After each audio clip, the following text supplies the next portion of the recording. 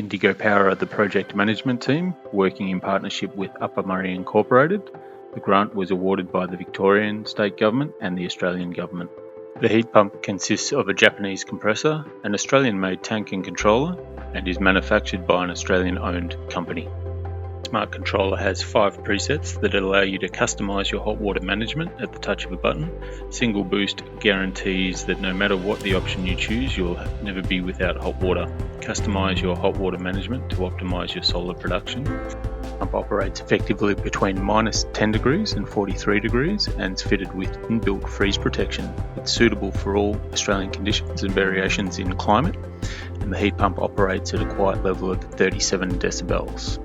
The heat pump uses leading technology to draw energy in from the ambient atmosphere and transfer it into heat.